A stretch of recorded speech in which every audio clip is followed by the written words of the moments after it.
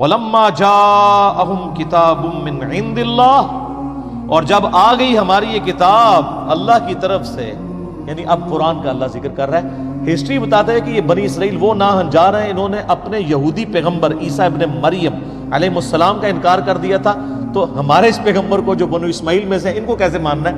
اب جب یہ کتاب ان کے پاس آئی ہے مصدق لما معہم، اس حال میں آئی ہے کہ جو کتابیں وہ خود مانتے ہیں نا، ان کتابوں کو یہ کتاب تصدیق کرنے والی ہے۔ یہ نہیں ہے کہ یہ آ کہہ رہی ہے کہ تسی سارے غلط ہو، چلو پھر تھوڑی کنفرنٹریشن آ جاتی ہے کہ یار یہ کتاب کہہ رہی ہے تورات بھی غلط انجیل بھی غلط، تو بندے کو دشمنی آتی ہے۔ جب یہ کتاب کہہ رہی ہے کہ تورات انجیل بھی اللہ کی کتابیں ہیں، اب کیا دشمنی ہے؟ اور تصدیق میں کیا قیامت مضمر ہے؟ تصدیق اس اعتبار سے بھی ہے کہ یہ کتاب کہتی ہے کہ تورات اور انجیل اللہ کی کتابیں ہیں، اور تصدیق اس اعتبار سے بھی ہے کہ تورات اور انجیل نے کہا تھا کہ پیغمبر آخر الزماں آئیں گے، ان پر کتاب نازل ہوگی صلی اللہ علیہ وآلہ وسلم، تو تمہاری کتاب جھوٹی ہو جانی تھی اگر یہ کتاب نازل نہ ہوتی۔ کیوں؟ تورات اور انجیل کی پروفیسیز اگر پوری نہ ہو تو کتابیں جھوٹی ہو جائیں گی نا۔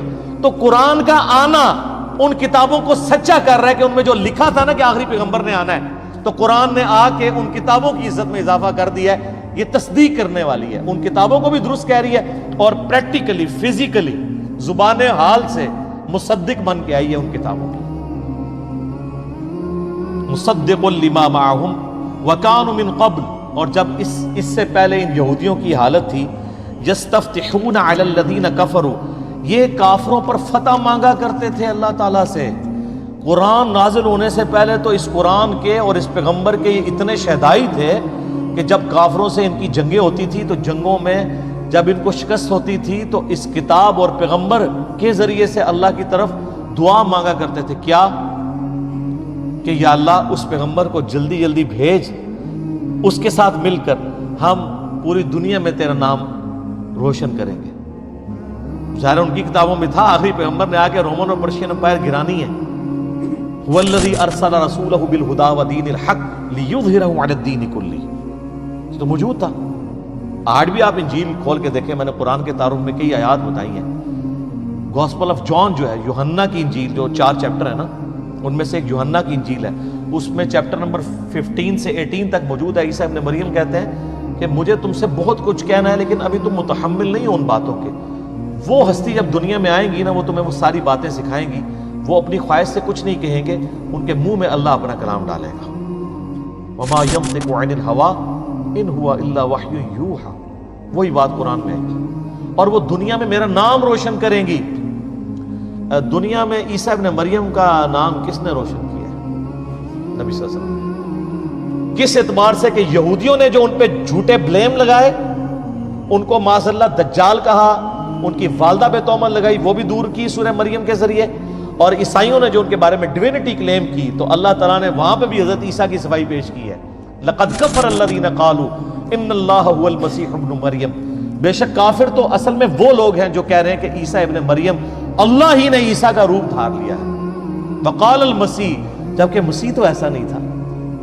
مسیح تو کہا کرتے تھے وقال المسیح یا بنی اسرائیل اعبدوا اللہ ربی و ربکم، اے بنی اسرائیل عبادت کرو اس رب کی جو میرا بھی رب ہے تمہارا بھی رب ہے۔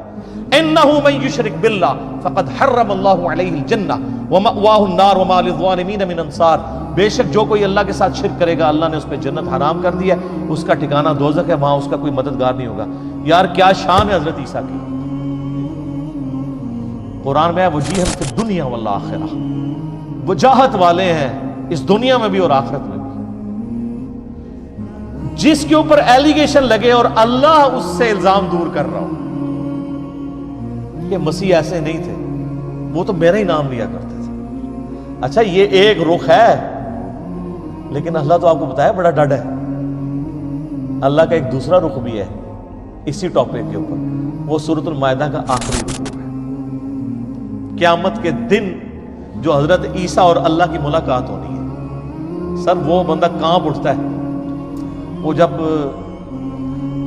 یہ چیپٹر آتا ہے نا، اس میں جب زندگی شروع ہوگی، وہ جو ناول کا میں نے تعارف کروایا تھا، اس میں انہوں نے اس کو فلمایا ہے آڈیو ریکارڈنگ میں، ریٹن فارم میں۔ حضرت عیسیٰ ابن مریم، اللہ تعالیٰ فرمائے گا اے عیسیٰ کیا تو نے کہا تھا کہ تجھے اور تیری ماں کو میرے سوا معبود ٹھہرا لیا جائے. ہائے ہائے. حضرت عیسیٰ علیہ السلام کی اس وقت کیا حالت ہوگی؟ ہم کہ یا اللہ میری اتنی صفائیاں تو نے دی ہیں, تجھے نہیں پتا؟ سر یہ توحید کا معاملہ بہت سینسٹیو ہے, اتنا سینسٹیو ہے کہ اللہ تعالیٰ اس لیول پہ اترا ہے سورۃ المائدہ کی آیت نمبر 17 پہ کہ اگر اللہ ارادہ کرے عیسیٰ کو, اس کی ماں کو اور جتنے زمین میں ان کو موت دے دے تو اللہ کا کوئی کیا بگاڑ لے گا؟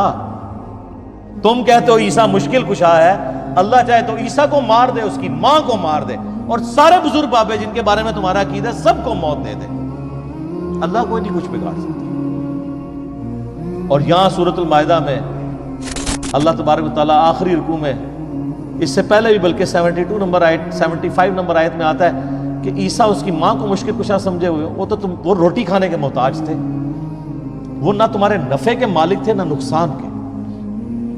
اللہ کہہ رہا ہے عیسیٰ اس کی ماں روٹی کھانے کے محتاج تھے. اگر ہم کہتے ہیں بابے محتاج ہیں تو ان کو وٹ چڑھ جاتا ہے. بابوں کی کیا اوقات ہے؟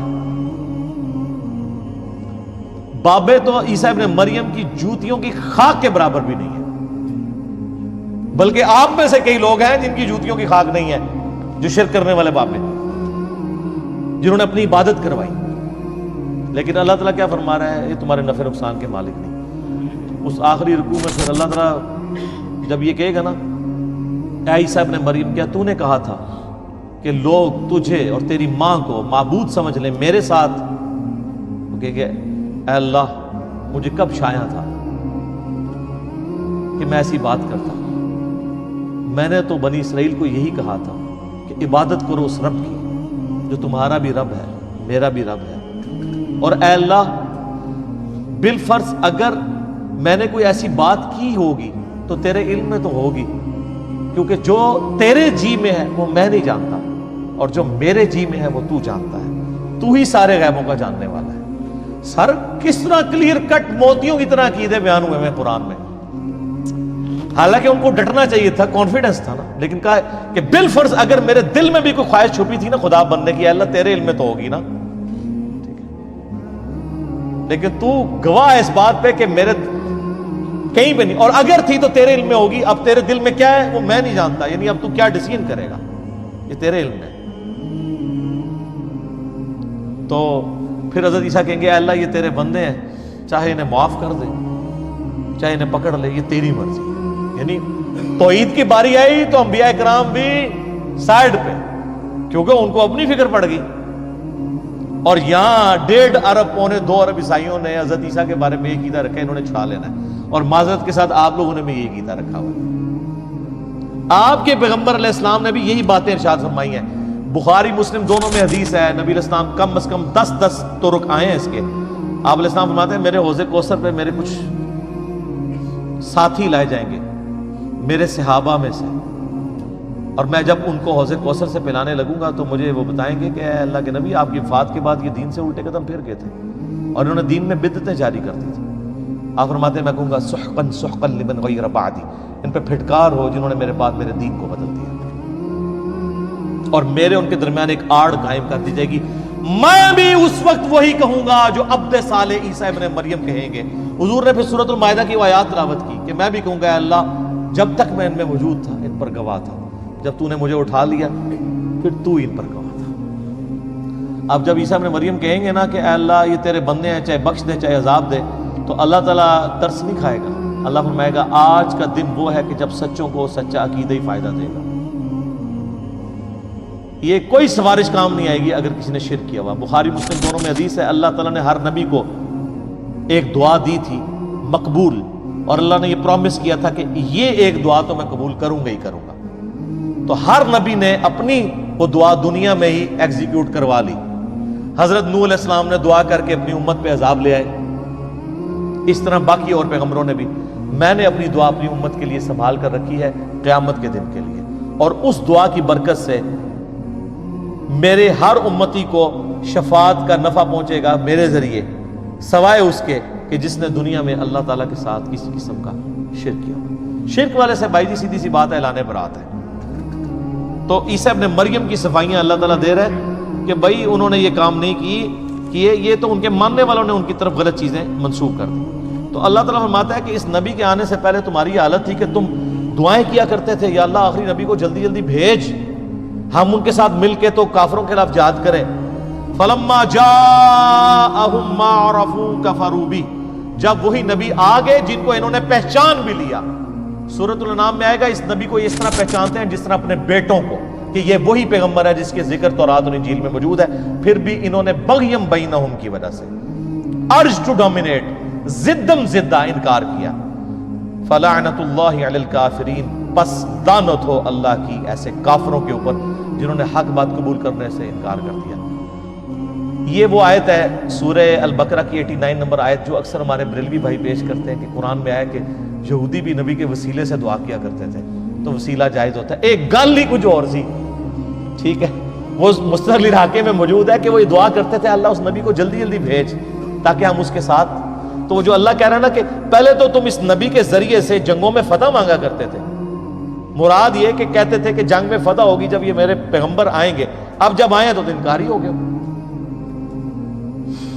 وسیلہ اور توسل پہ میرا مسئلہ 43 دیکھ لیں، اس میں نے اس آیت کو کوٹ کیا تھا، اور آپ دیکھیں جو ہدایت یہود و نصارہ کے پاس ریٹن فارم میں تھی انہوں نے انکار کیا، ان کو فائدہ نہیں ہوا، اور جن کے لیے نہیں تھی انہوں نے یہودیوں سے سن کے قبول کر لیا، دنیا کے امام مان گئے۔ اوس اور خزرج، اوس اور خزرج جنگجو تھے عرب کے، مشرکین عرب کے قبائل، جب بھی یہودیوں سے لڑتے تھے، یہودی چونکہ دنیا دار، دنیا پرست، بزدل، ہمیشہ ہی جنگ میں مار کھاتے تھے، تو کہتے تھے بچو جی اب تو مار رہے ہو نا، جب وہ آخری نبی آئیں گے نا ہم ان کے ساتھ مل کے پوری دنیا پہ غلبہ کر لیں گے۔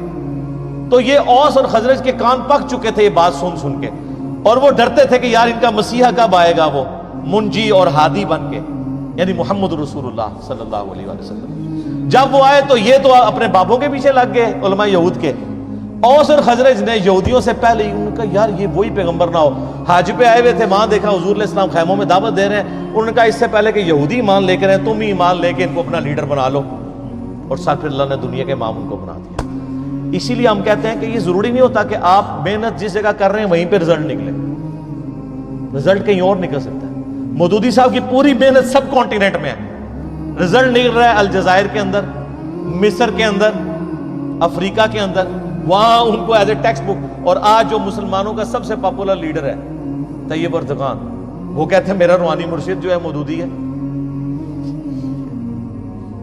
تو سر رزلٹ کہیں اور نکلے گا، وہ اللہ کو پتہ رزلٹ کہاں نکالنا ہے، جو قبول کر لے گا، ورنہ چچا ہوگا ابو لہب ہوگا۔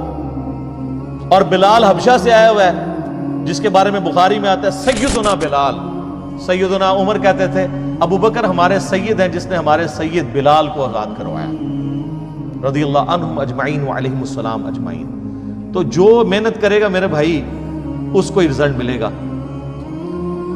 میرے خیال ہے اسی آیت کے اوپر ہم کنکلوڈ کرتے ہیں، اگلی دفعہ انشاءاللہ یہیں سے اس کو آگے لے کے چلیں گے کہ اللہ تعالیٰ نے وہ ہدایت جو یہودیوں کے لیے ڈائریکٹلی ہدایت کا سبب تھی، انڈائریکٹلی وہ ان کے لیے جو اوس اور خزرج تھے مشرکین عرب کے قبائل ان کے لیے بنا دی۔ تو آپ دیکھ لیں سر پھر وہ کیسے اوپر گئے ہیں، نبی علیہ السلام کا کیسا انہوں نے ساتھ دیا ہے۔ مہاجرین تو میرے بھائی 125 تھے، باقی تو سارے انصار مدینہ تھے۔ انصار مدینہ اوس اور خزرج تھے، اوس کے سردار تھے سیدنا سعد ابن معاذ، اور خزرج کے سیدنا سعد ابن عبادہ رضی اللہ عنہما وعلیہم السلام۔ 155 اصحاب صفا جن کا کوئی سورس آف انکم نہیں تھا، روزانہ ان کا 2 وقت کا کھانا سعد ابن عبادہ کے گھر سے جاتا تھا۔ پوری امت میں احسان ہے ان کا۔ سعد ابن معاذ سب سے وہ جس کو کہتے ہیں نا تیز مزاج کے اور جنگجو آدمی تھے، اور انہی کی محنتوں سے اللہ تعالیٰ نے مسلمانوں کو فتح دی۔ بدر کے اندر، احد کے اندر، خندق پہ ان کو آپ کو پتہ تیر لگا، بخاری مسلم میں آتا ہے۔ تو انہوں نے وہاں دعا کی کہ اے اللہ اگر اب مشرکین عرب حضور پہ حملہ نہیں کرنے والے اور حضور کو غلبہ ہی نصیب ہوگا تو اسی زخم کو جاری کر دے اور مجھے اسی سے شہید کر دے۔ اور بخاری مسلم میں آتا ہے کہ وہ ایک چھوٹا سا زخم تھا، وہ جاری ہوا، رگ ان کی اتنا خون نکل گیا کہ وہ پھر شہید ہو گئے، کیونکہ اس وقت میں نبی علیہ السلام نے فرما دیا تھا کہ اب تم مشرکین عرب پہ حملہ کرو گے۔